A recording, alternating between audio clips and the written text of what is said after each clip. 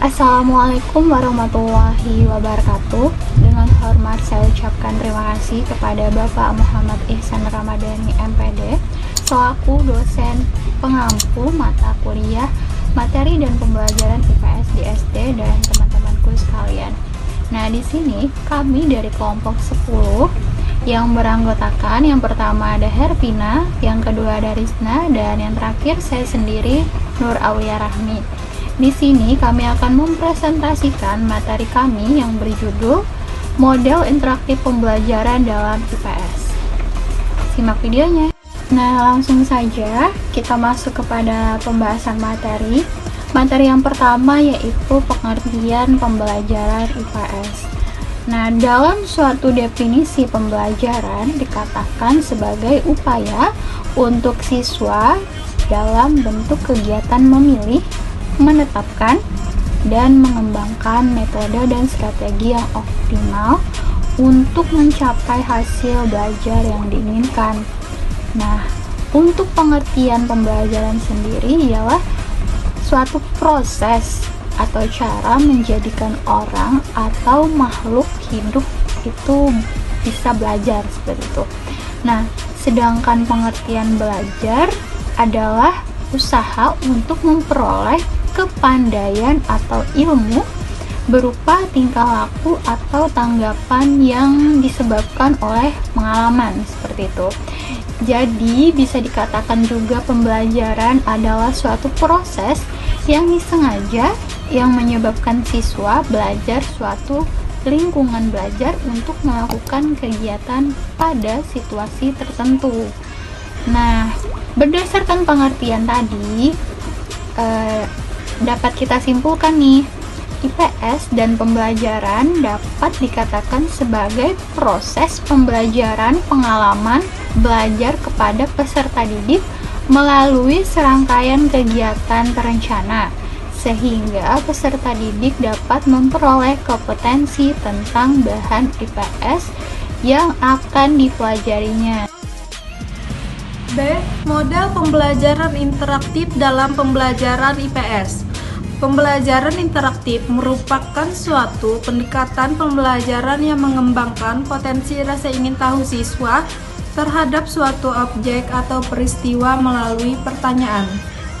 Model pembelajaran interaktif mengacu pada falsafah pendidikan konstruktivisme bahwa pengetahuan dibentuk oleh siswa bukan ditransfer oleh guru. Penerapan model pembelajaran interaktif dalam IPS. Dalam kegiatan pembelajaran, interaktif guru berperan sebagai motivator, fasilitator, mediator, evaluator, pembimbing, dan agen pembaharuan. Dengan demikian, kedudukan siswa dalam kegiatan pembelajaran di dalam kelas memiliki peran aktif di mana aktivitasnya dapat diukur dari kegiatan memperhatikan, mencatat, bertanya, menjawab pertanyaan, mengemukakan pendapat, mengerjakan tugas, baik tugas individu maupun tugas kelompok. Dengan situasi belajar yang demikian, siswa akan mendapatkan pengalaman yang berkesan, menyenangkan dan tidak membosankan. Artinya, kegiatan pembelajaran sesuai dengan filsafat konstruktivisme. Dalam kegiatan pembelajaran interaktif, guru dapat mengembangkan teknik bertanya efektif atau melakukan dialog kreatif dengan mengajukan pertanyaan kepada siswa. Pertanyaan tersebut akan dijawab siswa melalui penyelidikan terlebih dahulu dan dipecahkan melalui tahap diskusi kelompok bersama teman kelasnya, hingga nanti ditarik kesimpulan bersama guru. Langkah-langkah model pembelajaran interaktif yaitu persiapan, pengetahuan awal, eksplorasi, pertanyaan siswa, penyelidikan, pengetahuan akhir, dan refleksi. C. Prosedur implementasi model pembelajaran interaktif dalam pembelajaran EPS. Berikut akan dipaparkan hasil penelitian yang dilakukan para guru EPS mengenai pembelajaran EPS dengan metode interaktif, yaitu 1. Hasil penelitian terhadap siswa SD menyimpulkan pendekatan interaktif dapat meningkatkan aktivitas kegiatan belajar siswa. Hal ini ditunjukkan oleh Tanda-tanda yang dapat diamati pada saat kegiatan pembelajaran sedang berlangsung, yaitu kegiatan pembelajaran menjadi lebih terpusat pada siswa. Guru lebih berperan sebagai fasilitator dan administrator dan kegiatan belajar. Antusiasme siswa dalam mengikuti kegiatan pembelajaran tampak lebih besar. Ada peningkatan kemampuan siswa, baik dalam ranah ingatan, pemahaman, dan aplikasi.